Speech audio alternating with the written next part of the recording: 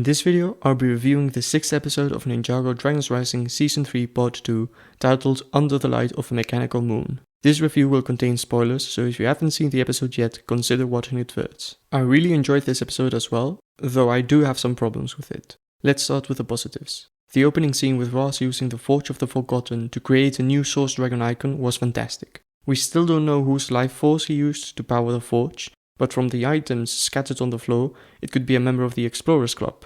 Maybe even Clutch Powers himself, since the bag we see looks like the one he had back in Season 11. It's a small detail, and I hope we get an answer as to who it was.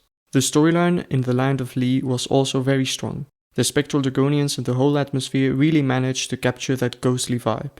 Them being immune to elemental powers also raises the stakes. It makes them feel like a real danger to the ninja. And honestly, I don't even like them that much as a villain faction. I'll make a full video about them soon.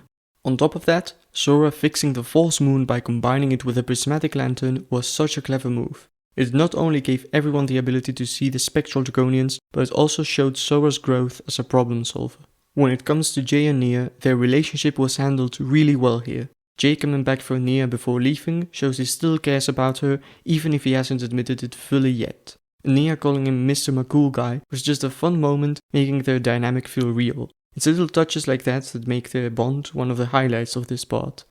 Aaron's arc with his parents was another huge strength. Their reunion was emotional, and his guilt about not having gone to look for them added real depth to his character. I also liked how he connects his parents being saved with wanting to save everyone in the Land of Lee. It sets up some interesting possibilities for his future. While I'm on the subject of Aaron, his conversation with Lloyd was exactly what we needed after the end of part 1. Lloyd's apology for not making finding Aaron's parents a priority was a really strong moment. It showed Lloyd's maturity and gave Aaron the validation he deserved. The whole scene went on a bit longer than I expected, but honestly it was worth it because it repaired and strengthened their relationship. And I can't skip Frohiki. His joy at meeting Aaron's parents was just so wholesome. He might actually be my favorite side character in Dragons Rising simply because how happy and innocent he feels.